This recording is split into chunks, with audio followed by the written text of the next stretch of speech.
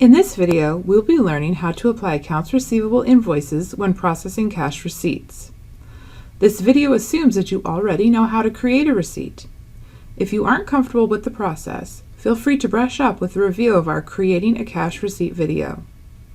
When taking in payments for such things as payments on account, we may have the need to apply those payments to AR invoices. Let's imagine that a customer received his statement and sent us back a check for $125.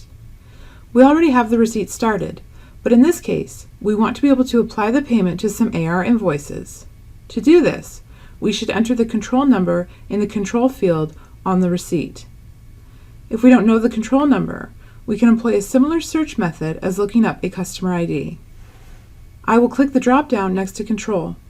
Ensure that the radio button next to AR and Vehicle Receivable is pressed, and type in the customer's last name and first name with a comma and no spaces in between. Press Enter, and a list of choices will appear.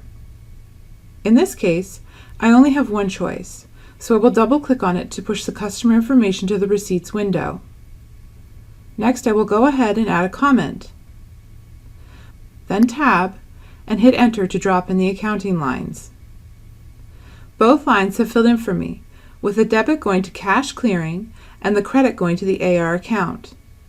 Notice that the customer's control number drops in automatically from the top of the window, and the line description gives us a preview of both the customer's name and their current balance.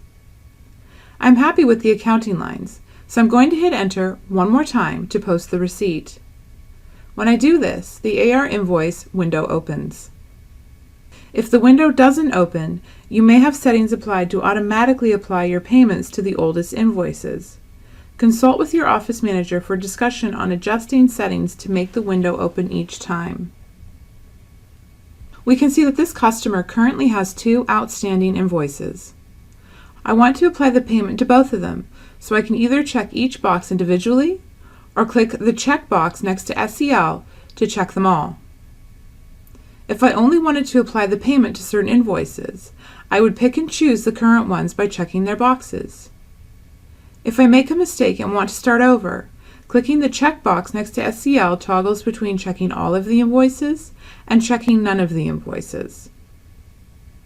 In the case of large payments, I can see how much remains to be applied by reviewing the Payment Applied and Payment Unapplied fields above the table. If only the $75 invoice has been checked, the boxes show that $75 has been applied, and $50 remains to be applied. If I recheck the $50 invoice box, we can see that the payment unapplied drops to 0.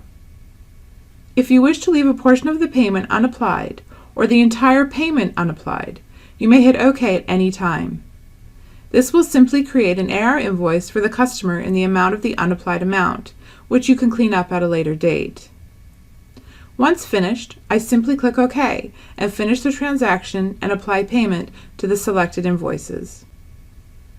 Congratulations, you have just applied a payment on an account to specific invoices.